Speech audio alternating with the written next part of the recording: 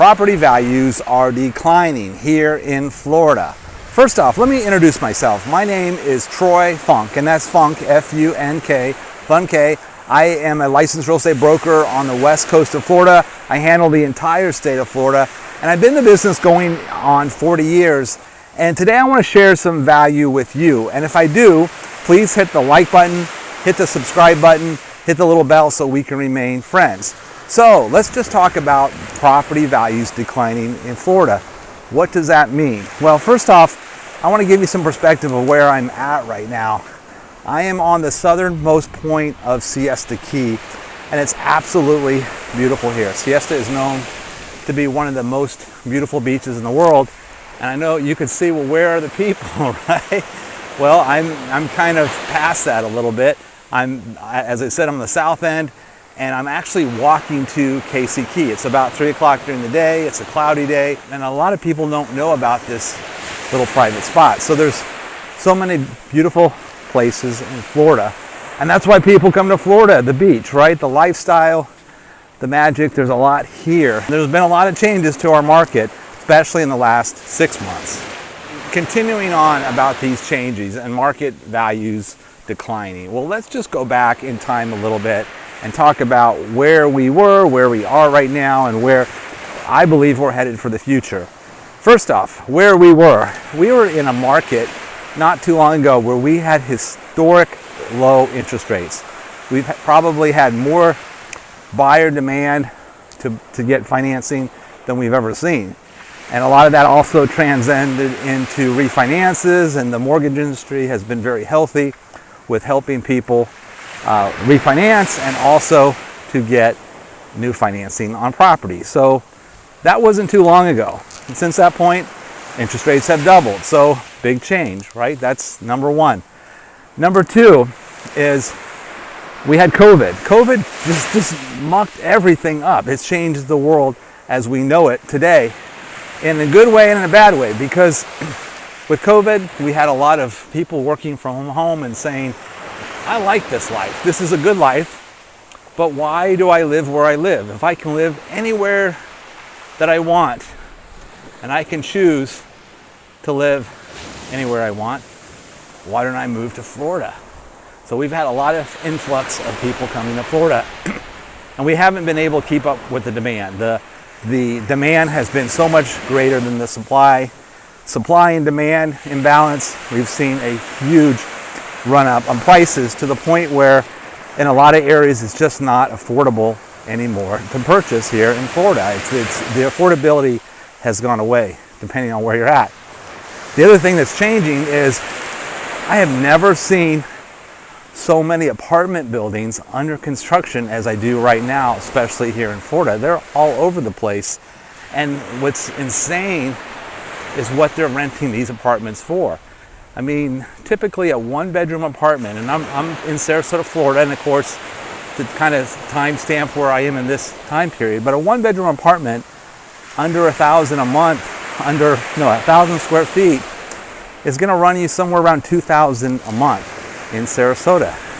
That's a lot of money, especially when you consider what that would do on a mortgage payment. But property values have also gone up tremendously. And with interest rates going up, we're losing our affordability. So the biggest change in the last 6 months is the affordability has gone way down. So prices are going down as well. Another aspect going backwards that really kind of askewed our market are all these iBuyers and hedge funds, especially iBuyers. Now, Zillow was one of the biggest buyers of real estate in our area. There are areas where they owned the whole neighborhood. Literally, everything that was for sale was owned by Zillow. So they were buying properties to appreciate the value and use that as their profit. And they came in as cash buyers to buy property to then turn around, offer them to the general market at a much higher price and in a very short period of time. Now, typically in a normal market, when a buyer goes to buy a property, if they're securing financing, the property would have to appraise at what the buyer is willing to pay for the property. If the property doesn't appraise, the buyer goes back to the seller If you're able to negotiate a new price or a solution, then the property still can close and move on. Well, in this last market, we had so many buyers, property values were going up so much, the buyer and the seller knew it's not going to appraise out. For what you're paying for the house, it's absolutely a lot more than what the last one sold for, and therefore we're going to have a problem trying to get this property appraised when we go to close on it. So we had these things called appraisal gap addendums, which said, Mr. Buyer, even though you're going to pay $500,000 for this property, if it appraises for $400,000, you need to come up with the additional $100,000 to make up that difference. And to do so, we also want to see that you have the cash in the bank right now to cover that difference. And if so, we'll accept your offer. So sellers can do that in a market where they have more buyers than sellers. They can escalate the price way before it even happens, and that's what was going on. So properties were selling at record high numbers. Plus, when you have 18 offers on one property, properties are selling for more than asking price, and if possible, the seller's taking the cash offer. So we had all this abnormality in a marketplace, and it made it very difficult for a buyer to buy a property, especially if they're trying to secure financing. The choices of what was for sale was very limiting. So today, we're in a totally different market. I think some good things are happening from this downturn. The first one is I am so glad to see the iBuyers go away. And when I mean that, I mean Zillow. I'm glad to see them go away. I'm glad to see Redfin go away, because they were, in some cases, going into a whole neighborhood, controlling that neighborhood. And if they weren't in the marketplace, I think we'd have more of a normal market. So that's one positive thing. The iBuyers are going away. Another positive thing when we're in our market right now is it's a better balanced market. Homes are not selling in an hour. Some are, but for the most part, they're not. So if you're a buyer looking to buy a house, you can breathe. You can take your time and see what's on the marketplace, and you can negotiate and potentially get the property less than what the seller is asking for, which is, in a normal market, makes sense, right? You can ask for concessions. You get home inspections, where in this crazy market, a lot of people were waiving their home inspection when they bought the property, and you can buy the home and feel secure in that decision. Now, another big change to our marketplace has been foreclosures. With COVID, there was a moratorium on lenders being able to foreclose on a mortgage, which meant if a seller is facing foreclosure, their home wasn't foreclosed for 2 years, which in a normal market, it would have been foreclosed. Lender may put that home back on the market. It would have balanced the market out. We haven't seen foreclosure inventory even near the levels that it was pre-pandemic. This has certainly skewed the market in supply and demand. So we're starting to see foreclosures happen again. But here's what's even better about that. So let's just say a seller was facing foreclosure and the bank wasn't able to foreclose on their property for the past 2 years with COVID. Well, property values went up so much that a lot of these sellers acquired a lot more equity in their property in that time period, above and beyond what they owe on their property. So we have a lot of sellers that are facing foreclosure right now that have equity. They need to sell their property, but they're not short sales. These are sellers that if you make them an offer and they accept your offer, it can close right away. You can get clear title to the property. You're not asking the bank to do a short sale, and it's an opportunity to buy property in this marketplace. Now, these are sellers being put on the marketplace that need to sell. So it's a good time to find opportunities that are normally have not been in the marketplace. Foreclosures, pre-foreclosures, and the big elephant in the room, so to speak, are builders. Now, builders have had a lot of control in this marketplace for the last couple of years because a lot of people want new construction, right? And they're they were limited on what was possible. We've had more demand than builders can keep up. We had supply imbalances, and builders were having challenges. So new home construction was going up at record paces. And in fact, it was going up so fast that builders initially started signing contracts to sell properties. And by the time they delivered those properties to buyers, the property had gone up so much, and the builder was obligated to the price of the contract. So builders started saying, wait, we're losing a lot of potential profit here. And a lot of builders said, no, we're not going to build to suit anymore. In fact, what we're going to do is we're just going to keep building homes, and when the house is done, we'll price it according to the market then, and we won't lose that $100,000 potential profit that we did on the early stages of the marketplace. Well, it seemed like a good idea. What could possibly go wrong, right? Well, here's what ultimately happened. As interest rates started going up, buyers started canceling contracts on new homes. They would give their deposit up, and builders are now stuck with a lot of inventory that they need to sell. So there's new homes that are for sale by very motivated sellers, by very motivated builders. So how do you find these opportunities if you're looking for new, if you're looking for resale, pre-foreclosure? Well, what I did is I consolidated all this information and put it on my website, which is troyfunk.com, my name.com.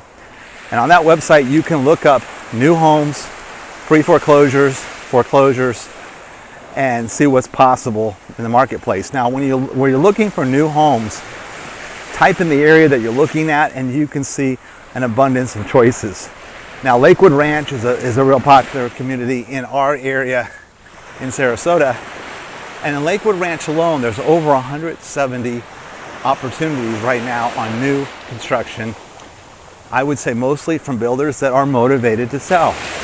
So if you're a buyer, you have the upper hand right now. And you may say, well, but wait, if property values are declining, why should I buy a house now? So why should you buy a house now? Well, it's all about timing. It's about finding the right opportunity, even if the value may go down. And you may think, well, that's silly. Why would I buy a house or property knowing that it may even still go down further? If it's the right house, it may be the right opportunity. Because here's the backwards side of that. I've seen people buy the wrong home in the right market and get hurt from that process. Whereas if you buy the right home in the wrong market and you're in it for the long term, you're going to be in much better shape. You're in a house that you like, and over time, you're going to be okay. So all this craziness we saw in the marketplace, relatively speaking, that happened in a very short period of time over the duration of what was possible. So if you're looking for a home, hopefully you're looking for a long-term investment. You're looking to have a home that's paid off one day or build equity in it. And even if you buy it at the wrong time, if you hang on to it long enough, it will self-correct. You may be concerned that, hey, I don't want to buy a property in a market that's going down. Well, how much further down could it possibly go? Well, I don't have that crystal ball to know what's possible, but I do have some absolute thoughts on what's going to happen. Number one, we are in a good place. We're in a good time to buy a property right now. The selection is good. It's good for the general buyer population. And that will change if the market goes down too much, because let's just be real. Property values start going down too much, then all of a sudden these iBuyers are coming back, and they're going to come back with a vengeance to keep buying properties, and especially hedge funds, where you can buy a property, turn around and rent it and make profit. So right now we're not in competition of iBuyers or hedge funds because the market has taken a turn. That's a good place to be. When the market turns again, we may be back in this crazy part again of trying to find a house. So you kind of have to evaluate that in your overall decision of two things. When you move to Florida, you're either going to buy or you're going to rent. Sometimes opportunities don't come along in the most convenient time. The best home on the market, the condo that you want to live in that has the best view, doesn't necessarily always come on the market when the market's in its lowest point. And if you're looking for a property that you want to live in and enjoy, you want to buy when there's a time that you have a big selection. You can find that right property, knowing it could be your long-term asset. Now, in a market where it's a frenzy and you have people scurrying to buy, we saw a lot of buyers make bad decisions on what they purchased because they bought properties they didn't really want. It wasn't their first choice. It was just more of a survival of trying to get into a marketplace. And then if the market changes, they're stuck there long term, but they're stuck in a house that they may not like. So selection is a big aspect of timing in the marketplace. And typically, when is a good time to buy? It's when people want to sell. There's a lot of sellers that need to sell right now that are real hungry for buyers. And it's a good time because we don't have the competition.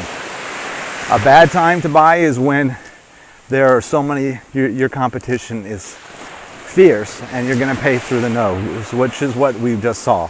That froth is going away. A lot of that silliness is not happening. It can't because the market's self-corrected, and the players that created that problem are not here. In closing, property values have declined and may continue to decline. Is this bad news? Not necessarily. It depends on where you are in your life cycle of buying a house in Florida. If I can be helpful to you in that choice, certainly look me up. And if this video was helpful, hit that like button, hit the subscribe button, and I hope to see you on my next video.